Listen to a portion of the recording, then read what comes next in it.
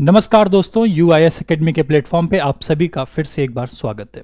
हम लोग places in news की एक सीरीज चला रहे हैं और उस प्लेसेस इन न्यूज़ में हम लोग 2025 प्रारंभिक परीक्षा में संघ लोक सेवा आयोग के द्वारा आयोजित किए जाने वाली परीक्षा में जो महत्वपूर्ण करंट अफेयर के सेक्शंस हैं उसके बारे में डिटेल डिस्कस कर रहे हैं और उसी के संबंध में आगे हम आज एक नए टॉपिक पर चर्चा करेंगे।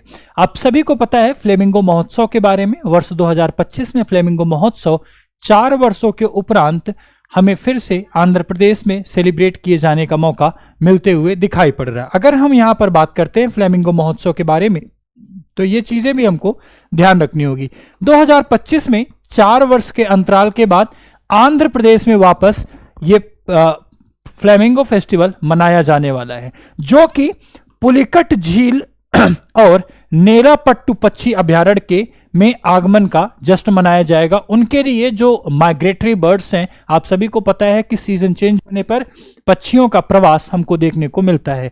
यहां पर एक इंपॉर्टेंट मामला आ जाता है पुलिकट लेक का। आप सभी को पता होगा पुलिकट लेक 2 स्टेट के साथ में बाउंड्री शेयर करती है।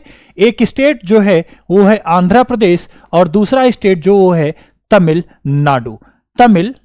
इन दोनों के साथ में ये बाउंड्री अपनी शेयर करती है, लेकिन यहां पर हमको फ्लेमिंगो फेस्टिवल कहां मनाते हुए दिखाई पड़ रहे हैं? हम इसको सेलिब्रेट कर रहे हैं महज आंध्र प्रदेश में। कहां पर? आंध्र प्रदेश में। ये आपको कंफ्यूज करने के लिए पूछा जा सकता है कि तमिलनाडु के पुलिकट झील पर इसको फेस्टिवल को मनाया जाना है। आप इस बात को जरा सीरियस बन के रहिएगा, ध्यान दे के रहिएगा। अगर हम बात करें फ्लेमिंगो फेस्टिवल के बारे में, कौन सी चीज है ये, तो ये पुलिकट झील और नेलापट्टू पक्षी अभयारण्य में केंद्रित प्रवासी पक्षियों के आगमन को एक जश्न के तौर पर मनाया जाने वाला एक वार्षिक कार्यक्रम है और इसके बारे में यहां पर हम बात कर रहे हैं। अगर हम लोकेशन की बात करें तो प्रमुख 5 स्थलों में नेलापट्टू बर्ड सेंचुरी, अट्टाकनिपित्था, बीवी पालेम जिसको पुलिकट लेक कहा जा रहा है, सुल्लूरपेट में सरकारी जूनियर कॉलेज और श्री सिटी में इसका फैलाव देखा जा सकता है।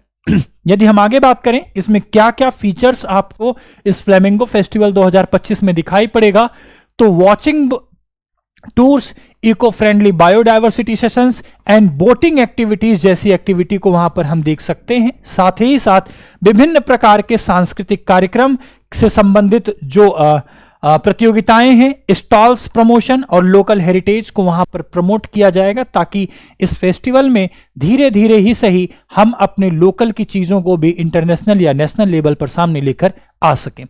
कोलैबोरेशन किया जा रहा है organisation like Bombay natural history society के साथ में हमको एक कोलैबोरेशन भी यहां पर दिखाई पड़ता है, जो कि हमारे लिए बहुत इंपॉर्टेंट है। अगर हम बात करें तो पुलिकट लेक का एरिया यहां पर आपको ये एरिया टोटल आपका आंध्र प्रदेश रीजन का यहां पर दिखाया गया। जैसा मैंने आपसे पहले ही बताया कि आंध्र प्रदेश के साथ पुलिकट लेक अपनी बाउंड्री शेयर करती है तमिलनाडु के साथ में। चलिए आगे देखते हैं, मैप में इसको मार्क कर लीजिएगा जो कि बहुत ही ज्यादा आपके लिए इंपॉर्टेंट है। अगर हम बात करें पुलिकट लेक के बारे में तो इंडिया की 2nd largest brackish water lake है चिल्का लेक के बाद में। और चिल्का लेक कहां पर सिचुएटेड है? ये उड़ीसा में स्थित है और आंध्र प्रदेश तमिलनाडु सीमा पर ये बनती है, जिसमें 96% बाउंड्री आंध्र प्रदेश के साथ में हम इसकी देखते हैं। आगे क्या चीजें हैं?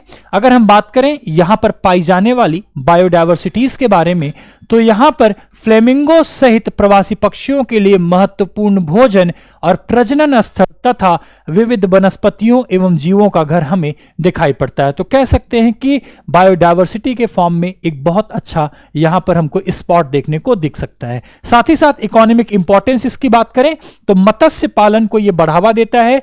स्थानीय समुदायों के आजीविका के रूप में इसमें काम करते हुए हम इस क्षेत्र को देख सकते हैं। इसकी इकोनॉमिक इंपॉर्टेंस साथ ही साथ फिशरीज एक्टिविटीज को भी ये इंपॉर्टेंस प्रोवाइड करता है। आगे फिर एक नए मुद्दे की बात करते हैं तो यहां पर हमें पता है नेलापट्टू पक्षी अभयारण्य के बारे में। इसको भी आप मैप में प्लीज मार्क करिएगा, जो कि साउथ बिल्ड पेनिकल जिसके पेनिकलस फिलिपेनेंसिस के लिए दक्षिण पूर्व एशिया का सबसे बड़ा प्रजनन स्थल के रूप में इसको हम मानते हैं। साथ ही साथ पुलिकट झील से 20 किलोमीटर उत्तर आंध्र प्रदेश तमिलनाडु की सीमा पर इसकी अवस्थिति हमें दिखाई पड़ती है। यह जैव विविधता की बात करें तो लगभग 189 पक्षी प्रजातियों का घर है, जिसमें चित्रित सारस या जिसको हम क्या कहते हैं पेंटेड स्ट्रॉक्स, ग्लॉसी इबिसिस या फिर चमकदार आइबिसिस जैसे प्रवासी पक्षी इसमें सम्मिलित किए गए हैं, जिनको हम जानते हैं। साथ ही साथ बैरिंगटोनिया, दलदली वन और दक्षिणी शुष्क की सदाबहार झाड़ियां यहां पर आपको देखने को मिल सकती हैं।